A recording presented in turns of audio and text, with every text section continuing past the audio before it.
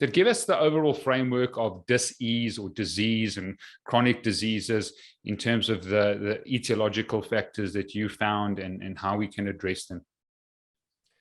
Okay. Well, let me go back to Barry Popkin just for a moment and recrystallize his idea of the nutrition transition. So here we are, we're downstream of the transition. We're eating this modern ultra-processed diet. And what do we see? We see diseases of civilization. That's what we call laughably, because there's no sign that I've seen anywhere, no evidence that we're any more civilized than we were 2, 3, 4, or 6 generations ago. I think that that concept of diseases of civilization has a kind of a resonance. People hear it and think they understand what it means, but it is very amorphous. It does not allow us to start to develop antidotes or specific countermeasures. It's too woolly. So what I've been doing for the last, oh, God knows how many decades, a long time now, is trying to tease this mass of data apart to ascertain exactly what is it about the modern diet and lifestyle that makes us ill. Once you get to that point, you can then begin to propose very specific countermeasures. And I think we're at that point. So there appear to be 4 major horsemen of the nutritional apocalypse, is how we refer to them rather loosely. And one of them is chronic inflammatory stress, which you know about, everybody knows about or thinks they know about because it's had quite a lot of airtime. It's actually much more complicated than most people think they know. It's actually more complicated than I know. I mean, the machinery is extremely complex, and I feel that I have an idea of the outlines of it, but I'll be frank with you, I don't know all of the details of it. But chronic inflammatory stress, at the end of this very complex cascade of biochemical and cellular events, leads to the excessive release of a group of enzymes called matrix metalloproteases. And what these do is they destroy the microfibers that constitute the extracellular matrix, which is nothing to do with Keanu Reeves. It is everything to do with a 3-dimensional mesh of microfibers that holds us together. It permeates every cubic micrometer of the body, and it holds your cells in the correct orientation so that they can communicate and work collectively as a tissue or as an organ.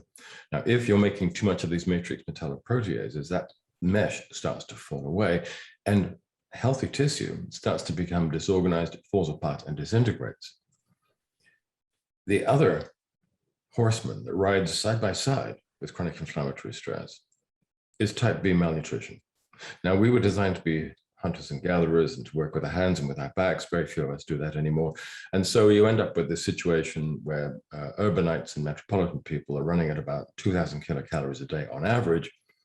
And if a lot of those calories are empty, as they are now, if you're eating in the modern diet, your intake of a wide range of micro and phytonutrients, and God knows everything else is low. That's type B malnutrition. You're low in vitamins, trace elements, phytonutrients, fiber types, methanogens, cyanogen groups. It's because conditionally essential amino acids, conditionally essential amino sugars, the list goes on and on and on. And what that does is that degrades your ability to repair and to regenerate tissues. So here you've got chronic inflammatory stress dissolving the matrix far too rapidly. You've got type B malnutrition, which hinders your ability to replace it. So over time, there is a net loss of this matrix, leading to the progressive erosion or destruction and loss of functional healthy tissue. And that is one of the hallmarks of chronic degenerative disease. So that's a part of it. Then you've got 2 more issues. You've got dysbiosis, thanks again to the big food companies who have progressively removed prebiotic fibers from our diet, leading to dysbiosis, which is now almost universal. What that does is it creates, amongst other things, chronic inflammatory stress in the intestines, specifically in the lower intestine and the colon, leading very directly, not just to IBS and IBD, but to endotoxemia, non-alcohol related fatty liver disease, which now affect an astonishing 1 in 4 of the world's population, and a whole range of other problems, which are caused by the fact that you're getting these macromolecules entering the blood from the gut, which they should not be doing, leading to immunological problems, leading to the translocation of gut microbes into the urinary tract, into the joints, into God knows where else, and causing all kinds of problems, and triggering a raft of different pathologies. So That's 3 out of 4. And the fourth is glycemic mismatch. The vast excess of glucose that is being poured into our bloodstreams because of our huge intakes of sugars and simple starches, and our very low levels of physical activity, which means that the sugar is not being abstracted from the bloodstream into skeletal muscle, which is a far more important glucose sink than the liver ever was. So it's piling up in the bloodstream, overwhelming the liver's ability to act as a sink.